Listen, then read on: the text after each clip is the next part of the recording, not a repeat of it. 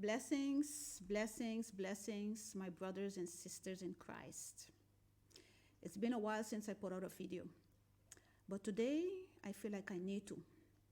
And this is not just going to be one video, but this is going to be a series of videos, in particularly dealing with the issue that is going on now in Israel. The conflict in the Middle East, the ever ongoing conflict, the ancient conflict between Israel and its surrounding neighbors there in the Middle East.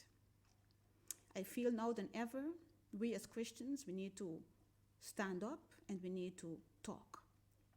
We need to talk about these things. If there's one time that we should not be silent, is now. Talk about these things and not just talk. Support Israel as well. Educate yourself as well on what it is going on. There's a lot of false news going out there. A lot of false news. Please, we as Christians cannot be following false news. We as Christians cannot fall for deception. We as Christians cannot be ignorant of what it is going on either. More than ever, we as Christians have to now know the truth.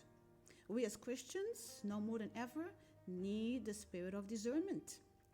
We need to educate ourselves.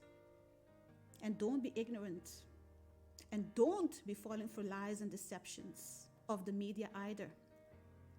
So that is why I want to address this issue here. So it's going to be a series of videos.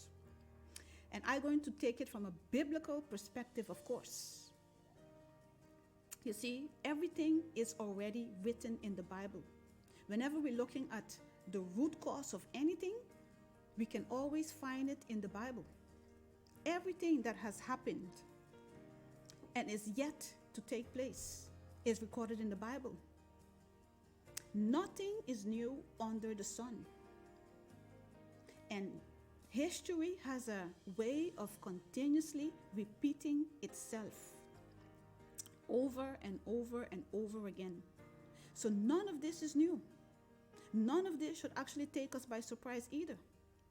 Because if we're truly studying the Bible, our manual for Christian living, then we know that these things have to take place. Because the Bible clearly talks about it. That's why I say this is not the time to be ignorant. And this is the time to truly study our Bibles. Okay? So we see all these horrible things going on right now. I'm not going to go into details because we've all seen the pictures. We've all heard the news on TV. We've seen what the enemy has done to Israel on October 7th, 2023. And that date is going down in history as historic. It will be a day that nobody will ever forget. For Israel, it is like reliving the Holocaust. It is a very dark time right now for Israel. This is Israel's 9/11. This event here marks a very dark period in the history of Israel. It's bad, it's sad also to see that these things have to happen to reunite the people. It's sad to see that always through catastrophic events, people are then and only then being reunited. Because Israel was not united, all right? Of course not. They, not too long ago, were fighting among themselves. There were not too long ago a nation that was divided. And we all know, Jesus Christ himself said, a house divided cannot stand. For you to be able to stand, you have to be united. The Bible also tells us in Ephesians, we must stand against the wiles of the enemy. How can we stand if we're not united? So, calamities, unfortunately, bring unity. The nations right now, the nation of Israel right now, is more united than ever. Because they only have one goal right now, and that is to eradicate, completely destroy Hamas. That terror organization has to be completely destroyed. No ifs or buts. But I want us to firstly understand what this conflict is all about. Because many people think that this conflict is about land. Many people think that this conflict is about peace. Sorry to inform you that this conflict here is not about land, and it's definitely not about peace. It's about one thing and one thing only. Hamas, that terror organization there operating in Gaza, they want to eradicate the Jews completely, wipe them out. That is their only goal. Wipe out the Jews. They don't want to live together with the Jews. No, they want to wipe them out completely. So this fight here that is going on now, currently going on now in the Middle East, Israel is fighting for their very existence. They are fighting for their life. They are not fighting for piece of land. They are fighting for their lives. There is nowhere else to go. This is their country. This is their land. Where else would they go? There's nowhere else to go.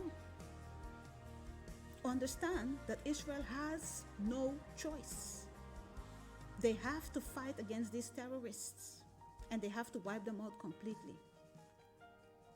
But let's get into the deeper matters of things. Whenever there's a conflict, whenever there's a problem, we always have to go at the root cause. What is the root cause of this entire conflict? This is a very deep issue. It goes back all the way to the biblical times. Like I said, nothing is new under the sun. And history have a way of repeating itself over and over and over again. This conflict started already from the biblical times. We all know that God gave Abraham the promised land. God promised Abraham and his descendants the land of Canaan, the land flowing with milk and honey. We all know that. No question, no doubt about it. The land, which is currently now Israel, in the biblical times it was called Canaan, belongs to the Jews. Period. No ifs or buts about it. We see here in Genesis chapter 15, and I'm going to read a few verses. It says here, God is telling here to Abraham, verse 18, just Genesis 15, verse 18, and I'm going to read till verse 21st. So, Genesis 15, verse 18 to 21, it says, on the same day, the Lord made a covenant with Abram, saying, to your descendants I have given this land, from the river of Egypt to the great river, the river Euphrates. The Kenites, the Kenizzites, the Kadmonites, the Hittites, the Perizzites, the Rephaim, the Amorites, the Canaanites, the Girgashites, and the Jebusites. So make no mistake, God made a covenant with Abraham where he promised him and his descendants, Canaan, that land flowing with milk and honey. But unfortunately, the land was inhabited by all these ites that I just finished mentioning here. The land was not empty. So they were to go in with Joshua. We're talking about times of Joshua now, and conquered the land. So we see that God promised Abraham the land, and Joshua came in afterwards, and he had to conquer the land. And conquer they did. They drove out many of these nationalities. Many of them. Unfortunately, not all. Some had still remained, and they coexisted with these nationalities. And from since then, they have constantly been warring with these people. constantly. So this conflict is nothing new. This goes back from biblical times. But let me make one thing straight. Let me make one thing clear. This land of Israel belongs to the Israelis, belongs to the Jews, given by God.